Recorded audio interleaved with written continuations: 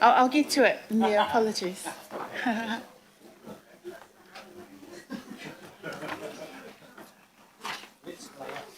Okay.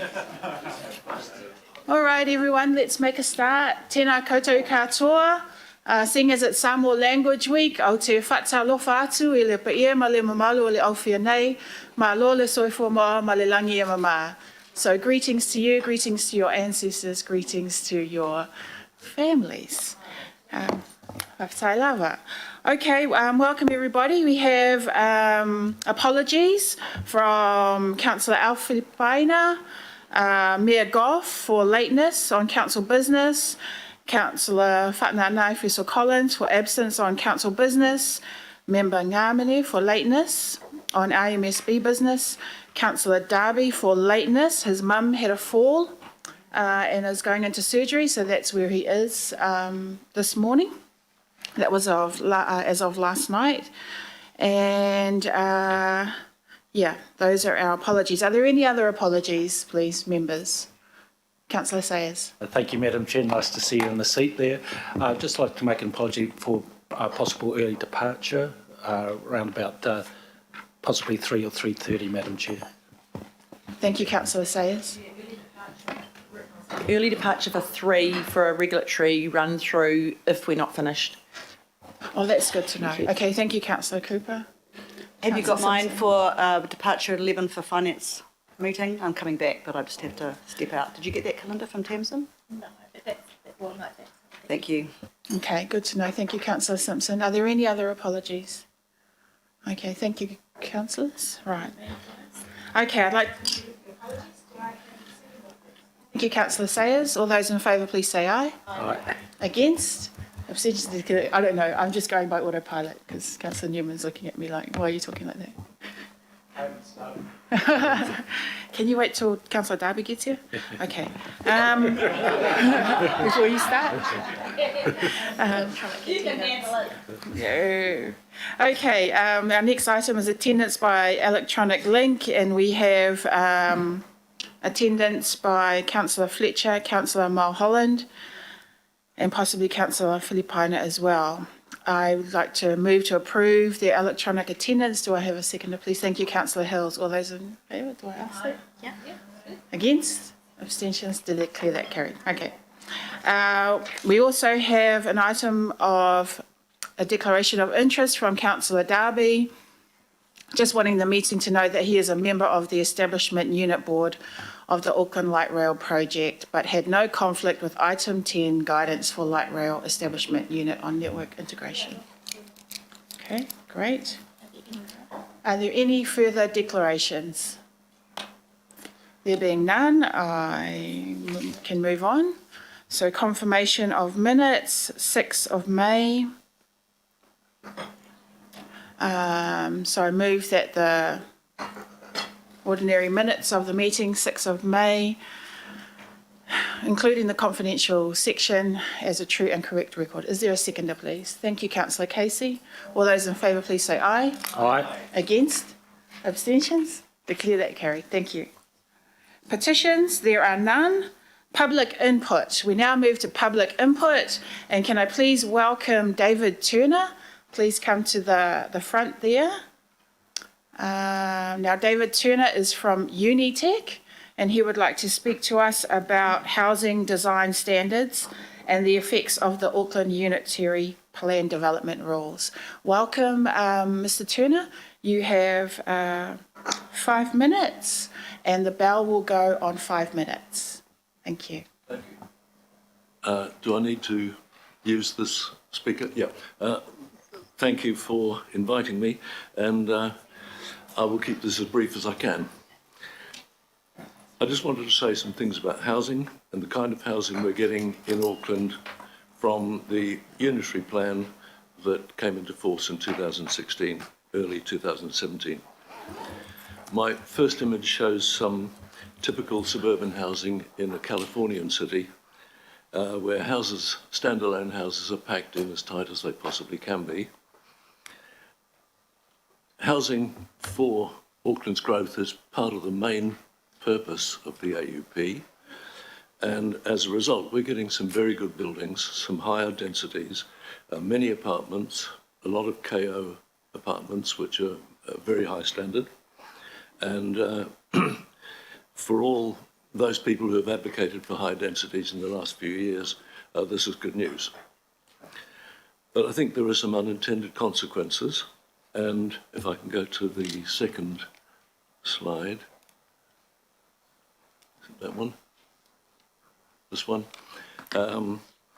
which is showing some American-style detached suburban housing in Brisbane on the left, and one of our new developments in Point Chev on the right.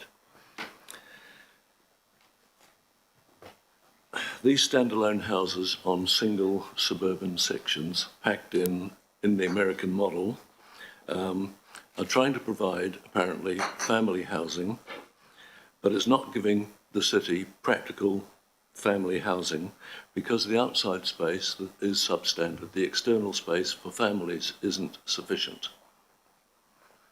So they're family houses, but they're not suitable for families to live in.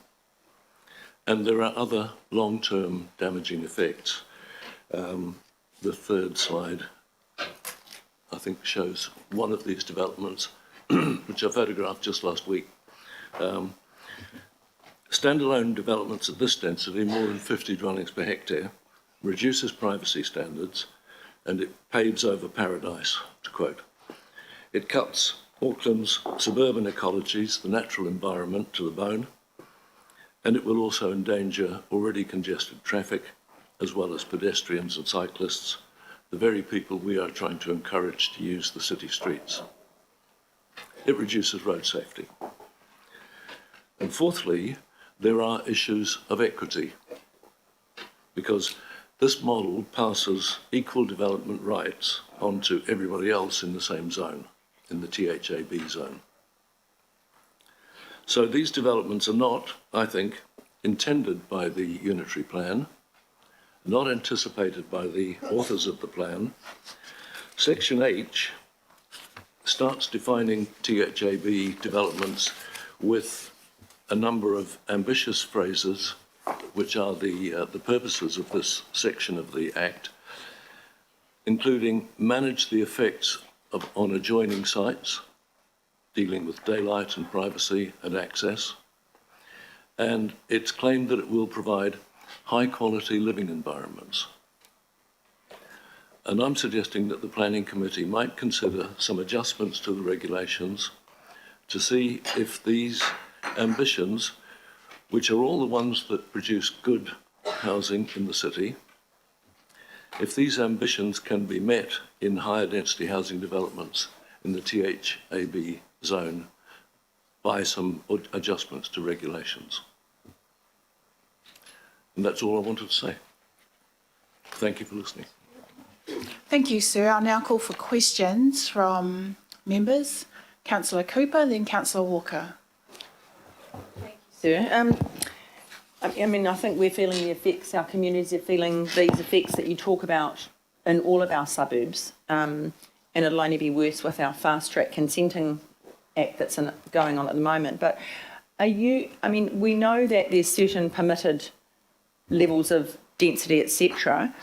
In your view, is it the kind of discretionary areas that are left to officers processing that might take some of these over the edge, where they might, you know, it's not the intent, but there's always these areas of discretion that might just take it over the edge where it becomes not good planning and not good practice?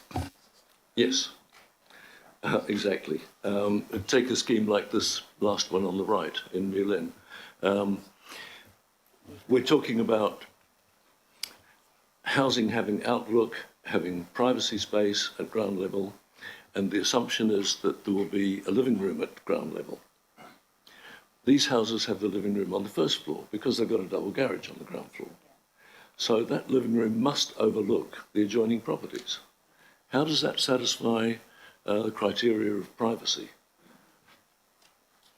I mean, Just as an example. I just need to say, I'm not blaming our staff, but I'm just saying if we've got discretion around Yes. some of our rules, Yep. yeah, so we might, yeah. The pressure to allow consents to fast track Yeah. housing in the city is huge, and I know that.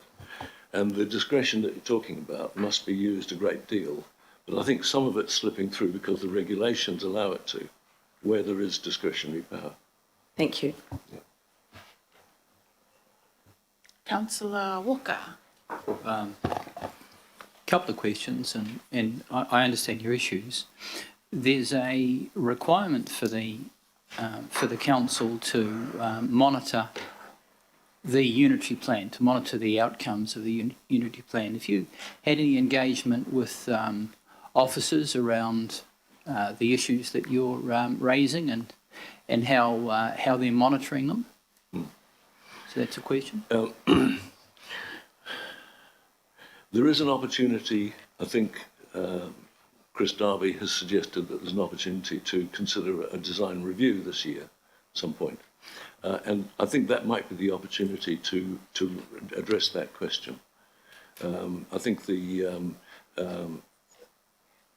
idea of house type related to density, which gets a bit technical, but with detached house types, nobody in the world, and nobody goes in the world goes to America to look for good examples of urban housing. If you start from that, but nobody in the world uses detached housing at 55 dwellings per hectare because it doesn't work. And they would if they could, but it doesn't work. And we're allowing it because it's possible to use the THAB rules talk about terraced housing and apartments. They don't exclude detached house types, but they don't say that they're included either. So there's a sort of, there's room there for the discretionary decision. Thank you, Councillor Walker. Would it help if our Chief of Strategy perhaps shed some light on what Councillor Darby might have said to you about a design review? Would be most helpful. Over to you, Thanks, please. Madam Chair. Look, so just confirming, we are doing work on both the monitoring of the unitary plan, as Councillor Walker mentions, and also particularly in this terraced zone and the building requirements and what we're trying to achieve out of that, including urban design. So look, we are working on that. As you know, we also have a big work program coming from government as well. So I would need to come back to you on an absolute time frame, but just to say we are doing that work. And certainly, Dr. Turner, it was great to hear you. Thank you. And we'll take that into account as well. Appreciate your assistance. So just in Thank you respect very of much. that, Megan, are you going to be reporting back to us in some kind of near-term time frame? Yes, we will. Certainly if we were looking to do any plan changes or changes to that. I'm not quite sure of the time frame, but we will absolutely report back to you. Yep. Okay, Councillor Casey. Thank you, Dr. Turner, for your presentation this morning. Could I just get a minute for Dr. Turner to skate a little about his award-winning career? My award-winning Your career. award-winning career, yes. Let the councillors know who you are. That would be great. I come from Dunedin, fourth generation New Zealand family. I spent a long time in Britain, and I worked a lot on housing, on high density housing, and I've come back to New Zealand to teach architecture, which is what I do now, and I consult on planning systems. So I have qualifications in urban design and planning, as well as architecture. Thank you for that, Councillor Casey, and apology, I didn't realise it was Dr. Turner, but it was good to know your background. right. Thank you, sir. I'm not fussy about it. I should have Googled you. Okay. Any other questions for Dr. Turner, please, members? Well, thank you very much for your presentation. As you see from our Chief of Strategy, we are pursuing what you were raising. Absolutely not. You did not speak out of turn. I hope I didn't either. Okay, I'd like to move that we receive the public input from, maybe we can put Doctor in there, from Dr. David Turner regarding housing design standards, and to thank you for attending. And we're seconded by Councillor Henderson. All those in favour, please say aye. Aye. Against? Abstentions? I declare that carried. Thank you very much, sir. Thank you. Oh, yeah, I'll get to that one.